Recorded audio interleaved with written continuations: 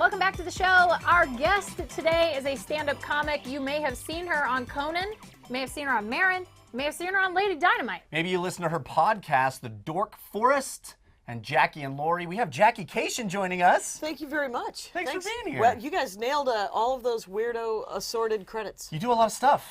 I'm working, it turns out, and thanks. I'd like to knock on particle board. Yeah. We don't know. We don't even know what this is made of. No, it's very strange space materials. Knock on paper. It's fine. All of a sudden, I will fight you. Yes. And so it is. So I do a bunch of that. I do stand up, and then I do a couple of podcasts. The podcast with Jackie and Lori is entirely about. It's on Nerdist. It's called the Jackie and Lori Show, and it is entirely about stand-up comedy. Just Lori Kilmartin is a writer at Conan and a stand-up comic and a mom, and I am a stand-up comic, and we talk about, and I do the road a lot, so I go on the road a lot, and so we talk about just what it's like. Lori Kilmartin, War stories. the war stories, and 6 months. There's only 20 episodes. You can get in on the ground floor of the show, folks. But the crazy thing is that. Lori came to me and she said, you know that when you're a woman comic, every time you are interviewed, someone says to you, what's it like being a woman comic? Doing stand-up comedy as a woman. Cross out one of my questions. Exactly. Don't ask that. Well, you can, but the answer is I wouldn't know any other. I've never. Yeah. I am not transgender. What's it like being a man comic? What's it like? Yeah. I assume it's somewhat like that, but with more people wanting to touch your boobs. That seems to be the entirety of it. Yeah. And but so Lori said, "Do you want to have that conversation every week?" And I said, "That's hilarious." That sounds great. And it was hilarious because she has to do all this research for Conan. So she's constantly coming up with people who don't like women comics, who think women aren't funny, I have spent 30 years doing stand-up comedy, avoiding all of those comments.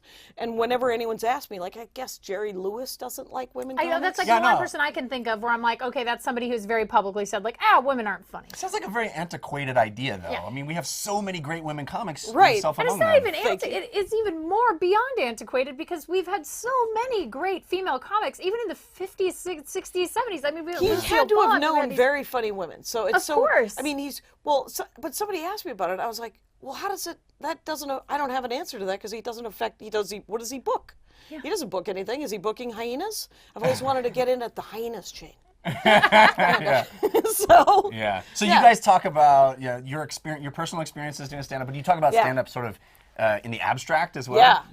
We break down like new bits that we're working on and stuff like that, and it is fascinating. I think it's fascinating, and people are on board. They're very interested in it, and I didn't know. I knew that there were comedy nerds. I knew that there were people who wanted to. This guy. Yeah, this me. guy right here. Yeah, This absolutely. lady Double right hands. there. Mm-hmm, mm-hmm. Who do you guys like? Who are some of your faves? Oh, There's too many. We're in a golden age. We are in a there's so many good. Well, it's also because of access. I mean, we have so many ways to get comedy out there that you can find a nobody in the middle of nowhere and really love that comedian and connect in a way that you're like, that person is exactly for me. They get me. They should have like 12 strongest fans in the world, and there can be comedy for everyone now. Yeah, I mean, I've discovered people. I mean, I'm a big Hannibal Buress fan. Yeah. Like, I've discovered people because of the internet. Like, I didn't see them live first. I saw them on the internet first. Me too. Oh, wow. Me Okay. too. You know? Yeah. Ron Funches. Which is kinda cool. I love him. So funny. I love. Adorable. I love seeing Sarah Silverman Sure. anytime she does stand up over at Largo. Yeah. I love the smaller venues with her because she has a lot of fun with the crowd and everything. I did a show with her there's a comic book store in Hollywood, Meltdown Comics, Yeah. and they have a little Nerd Melt, Nerdist So good. Little theater back there. showcase, yeah. And it's amazing because I did a show. It was with her and Zach Galifianakis, and I don't know who I was sitting next to, but I was like, what did they ask? What do they need us? You're like, Those guys could each do 25 and it'd be good. And but you get to try new stuff at Nerd Melt, so everybody's working on it. My favorite part about seeing a show at Nerd Melt is everybody does like 5 minutes on being in a comic book store. Right, like the first time you do that room, you're like, yes. And I usually suggest that someone should pick something up, and then by name, just because I tend to read a lot of comic books. Name drop. So- Well, That's good. You got cred. Dork Forest, your other podcast, Yeah, the is Dork all Forest. about that kind of stuff, right? Right. It can be traditional dorkdoms where it's video, where it's video games and board movies games? and board games. Board games this guy? Board games. Oh my God, tabletop. Yeah. It's I am working on a board game. My husband's a game designer, Really? a video game designer, and Oh, he does. cool. Yeah, we are the coolest aunt and uncle that you would ever want. You guys. Yes. Little comedy, little gaming. Oh, the best. Yeah, so he has like an RPG. He for money he makes video games. Sure. And then last summer he had a slow summer. He's contract, so he was like, "Oh, I think I'm gonna make I'm finally gonna make my superhero tabletop RPG game. It's Awesome. called the Hero Instant. That sounds And cool. the Hero Instant, you guys, yeah, How can go we to find it. out more about it? Well, turns out you can go to theheroinstant.com, which he didn't know spelled heroin. But I love him. I need that game. I need that game. It's so fun. I made Firebike Mike, which is he has fire powers and he rides a motorcycle and he's also a detective, you guys. So he's super smart. So you could have any powers, any superpowers. But he's working on a couple of board games and he helped do this thing called the Siblings Trouble, which was a storytelling game that you can play with little kids, wow. well, not little, like 8 or 9. Yeah. Sure. And everybody has to tell a story. So Siblings great. Trouble is That's super great. fun.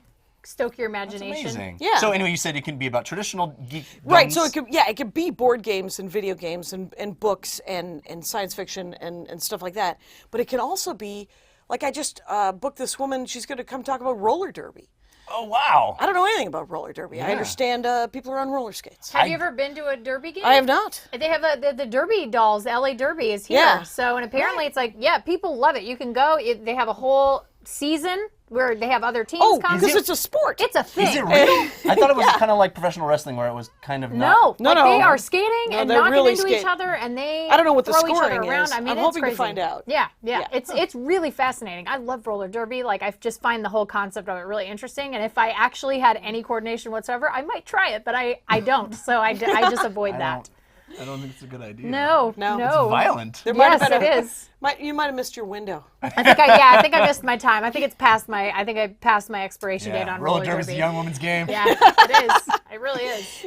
But you have to also, I think, be really tall. Even though they look tall, maybe because they're on roller skates. You are tall, so I'm terrifying maybe in skates because it adds like an extra 4 inches. which I think is intimidating and might Maybe it'd scare help people. you get some work. That would be good.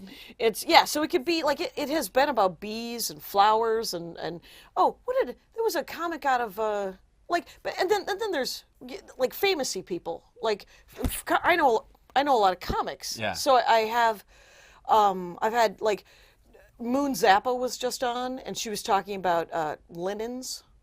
She really likes She's like sheets. super into Really anything you're into super sheets. into, right? Yeah, anything you're super into. I had her sister Diva Zappa on, and she talked about knitting. And then I had, like, Greg Proops has one of the greatest episodes about the history of baseball. And I don't know anything about sports. Nothing. And it was fascinating. He did the history of baseball from the Civil War up to 1938. Wow. And it was personality driven. Huh. Yeah, it was crazy. And Sounds great. Yeah, it's just, it's a safe space, right? You can Yeah. come to me Yeah. with whatever you're into. And if I'm not into it, I don't know anything about chess. You can Nor learn do about I it. bet you learned a lot, though. I did learn a lot, Yeah. and I ask the questions that people who don't know anything, because I am more than willing.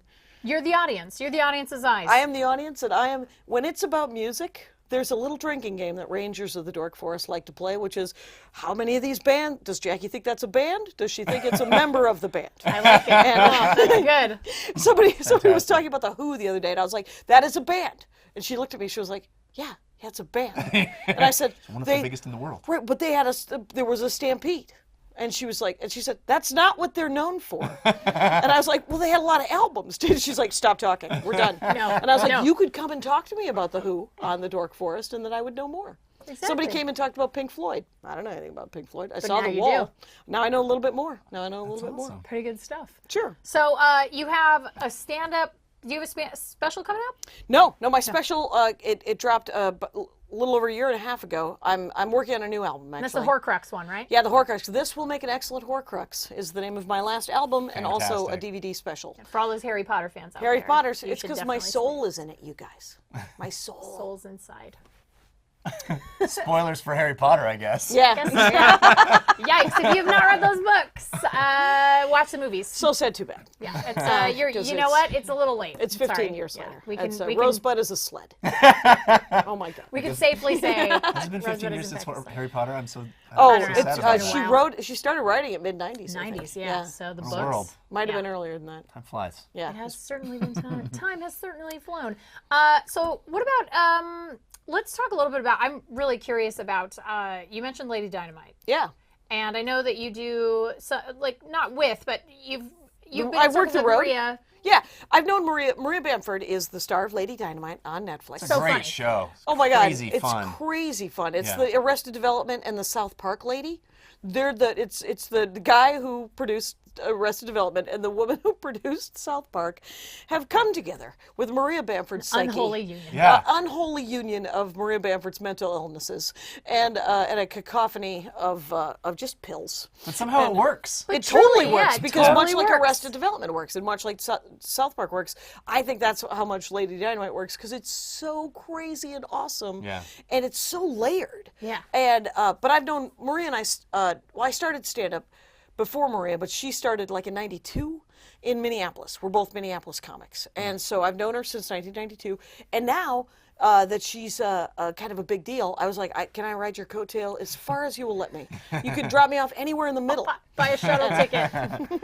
And so I get to open for her on the road sometimes. Awesome. So that's really fun because her audiences are usually just the nicest people because of the mental illness and trying to be supportive of people with mental illness. Sure. They're super understanding, but they're also hilariously They're there to have a good time. willing to hear what weirdo joke you're working on. Yeah, They're like, yeah. yes, go there, because they're Maria's fans. And then oddly enough, because I also work just regular clubs, just headlining and stuff like that. Sure. But I get to fancy open for Maria Bamford, and I get to fancy open sometimes for Brian Regan. Oh, that's funny. Very different. So different. And, but because he is the he doesn't probably want to be described as this, but I think of him as the Captain America of stand-up comedy. Like he goes across America constantly. Because he goes across America. Yes, let's tell him that's why. Yeah. Because Sure. he's such a good guy. Because his stand-up is super silly but very Yeah. smart. He's one of my favorites too. He's so great. It's a masterclass in stand-up comedy. Just getting to open for either of them because I get to watch their stand-up comedy, and to watch 4-hour-long sets of either of them is insane. So if anyone's out there thinking, I want to get into stand-up comedy, because it's quite Now's a the bit different. time, you I was going to say, guys. it's quite a bit different now than it was even 10 years ago. True. Like, it's so different, especially with digital media and being able to self-publish and all this stuff. Yeah. What is your recommendation? Obviously, here in Los Angeles, there are lots of places to go Sure. do stand-up. You can find an open mic night. But what about for the people who grow up in places where there are not opportunities to go do open mic If you're nights? in New Albany, Mississippi, and you want to start doing stand-up comedy, you probably have to start your own open mic. I mean, that's what Okay. I've met a bunch of guys and women who have done that in Alabama. There's a southern network of just because there aren't enough clubs down there. There's some one-nighter stuff and some weekend rooms that are just four-walling. But if you live near an open mic, obviously go do an open mic. And don't freak out about it because they're only going to give you 4 minutes, you guys. 3-4 minutes tops. So pick like 3-4 topics. Just pick 3 or 4 topics to talk about that you think are funny. Say them out loud.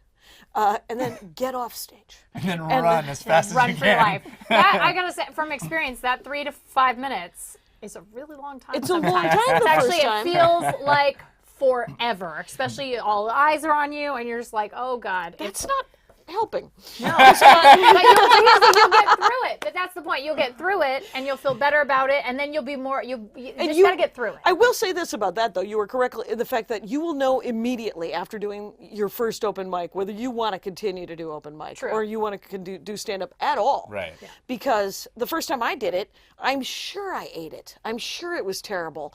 But I remember going, I think I got like 1 or 2 laughs. That was super fun. And then it was like the heroin instant. It was like heroin where I was in. I was on And board. you had superpowers. And then I had the superpowers of getting to talk about what I wanted to talk about and try to make people laugh. And it's genuinely the most fun in my life. Well, it's so awesome to have you here. Thank you so much. Thanks for having me, you Yeah. guys. Shameless self-promotion for me and Jackie. We'll be on the same episode of Tabletop Season 4.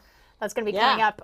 We can't tell you anything about it other than we were there. And we had a really good time, and we kept playing the game after they stopped shooting. Yeah. Because we hadn't finished the game. Like, there was still a couple of things. I thought that was awesome. So fun. It was so fun. You make sure you watch Tabletop Season 4. And then, of course, just go to JackieKashian.com. Sure, That's or really FamilyPetAncestry.com. I bought FamilyPetAncestry.com because it made me laugh. And it points If you'd like to find out where your pets came from. Turns out mine came over on the Mayflower. There you go. My dog is a member of the DAR, the Dogs of the American Revolution. Oh, that's good. Oh, wow. Come on. Amazing. So make sure you check out everything Jackie's got going on because it is a lot. The Dork Forest, Jackie and Laurie. Jackie and Laurie on the Nerdist Network, and then, of course, all the other good. Just watch your website for all the appearances and stuff because you're working. You're all over the place. Thank you so much for having me. Thank You're you. the best. Thank you. We will be right back with an update on a Kickstarter. Not necessarily, it's already over, but it's also about stand-up that we're really excited to update you on. And then we will, of course, give you our intuits and check out our phone talk for the day. So don't click away. It's Tomorrow Daily.